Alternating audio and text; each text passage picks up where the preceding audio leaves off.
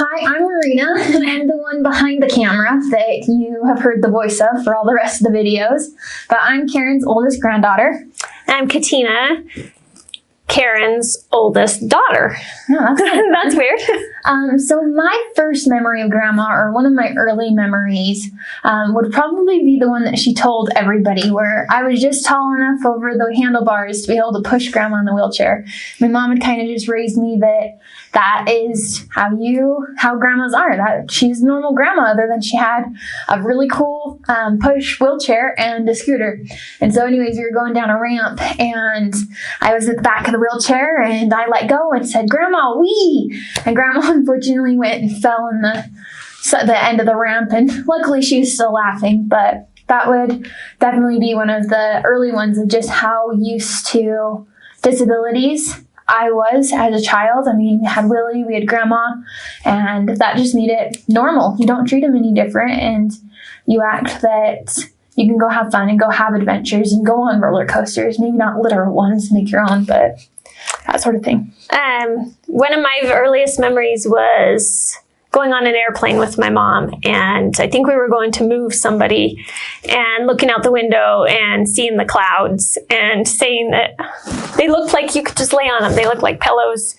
But yeah, there were so many memories with my mom. And then my favorite memory, that's a hard one. I would say in Stafford, when Mom and Grandma came to visit me, we went to Walmart, and this is the sketchiest Walmart ever in Stafford. And we went at like 11 o'clock at night to go and buy hair dye, because we had dared Grandma that we were going to dye her hair. And she's like, no, it won't take. She was gray for a lot of years just because of the medication she was on. She wasn't able to dye that gray hair. And we got this box of, I think it was like a brownish red, the color that she had naturally had, or the one that she had dyed it when she was younger.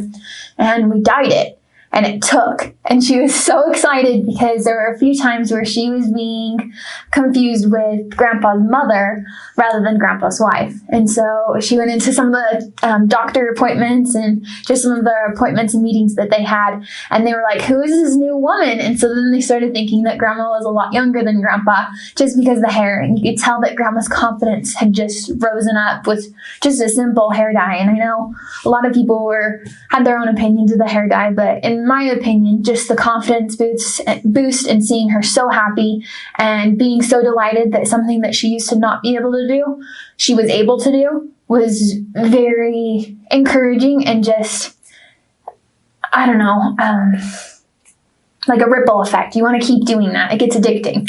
So. Gosh, I have so many memories of my mom.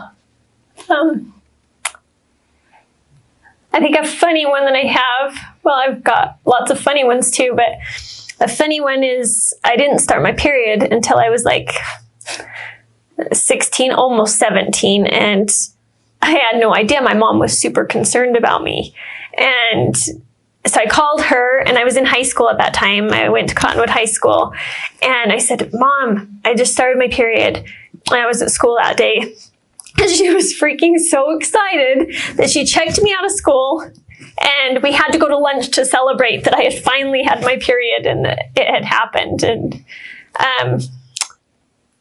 that was one of my great moments. I mean, we shopped together.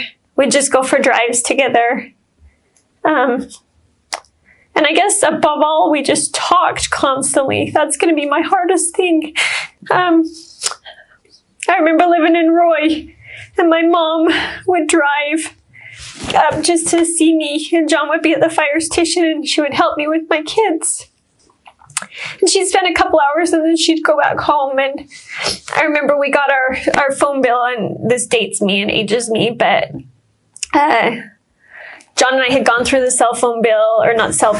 house phone bill, and each of the charges, it said where they came from and everything. And one day in particular, I had called my mom 38 times. And John looked at me and he says, "What in the world did you need to call your mom for 38 times in one day?" I said, "I don't know, but I'm sure it was very important." And we laughed about it, and John didn't care how much it cost. And I'm grateful for that. But I remember driving around with my mom. We had sold our house in Roy, and she was so excited to have me live closer. And we sold it.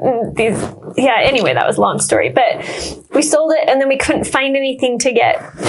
And my mom drove around with my kids and I in the dark. John was at the fire station, and we had 3 days to be out of our house. And we just drove around from neighborhood to neighborhood looking for some place to be able to buy a house. And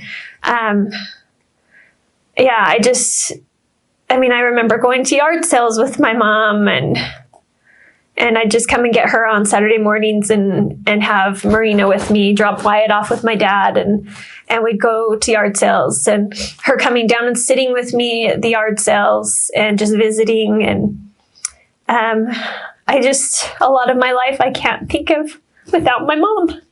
And so this is going to be a whole new journey for me. And she's always been there. She's always been there to support at every service activity or house remodel, coming and looking at us strip on the paint, or buying a microwave when I moved down to Safford, or coming to graduation, or coming to my wedding, or just going on a bug ride, going to a store, going to the dollar store because they had some new random thing that we definitely didn't need, or picking so many things out of the basket. And it's just, but today was a very beautiful service. We were able to hear from Chris and Colleen and Colleen and Karina, and Craig Clyde saying, Mom and I spoke. It was a beautiful funeral, and she would have loved it. She would have loved it. Jeannie played the piano, and we also had Joe Ingram that played a beautiful organ. And I'm so grateful for all the people who looked out, and there were so many people that came, friends that my mom's had for 50 years or more, and neighbors. And you just start and you look at the difference that one life can have on so many people, and how much of a difference you can have yourself on the impact of somebody else's life. And that was Mom. She had that impact, and she was just a ripple effect and caused that. And I'm so grateful for her example in my life, because there's been so many times that I've looked at things, even since she's passed, different. And she was just so grateful and so excited for everything. Every day truly to her was a gift. And even making her bed was huge. And I can't even imagine how hard it was for her to make her bed or to get dressed. And she never complained. I don't remember her calling and saying, oh my heck, I had such a hard time making my bed. And I am blessed to be her daughter. I couldn't have been blessed better. And I'm grateful for my dad. I know you'll be watching this, Dad, and I look at you, and you're just a beacon. You're a saint. You have done so much and seen so much and stood by and never wanted anything. Let everybody have everything and supported everybody. And I loved Karina's talk when she said, let everyone serve you now, Dad. You deserve it. And you truly do. We are all so grateful for you and what you've taught us as well. Because you and Mom together were a team. You did everything together. And that team made us ultimately who we are. And so I'm grateful for you. Love you. Love you. I just know I won't record it when I get home. Yeah.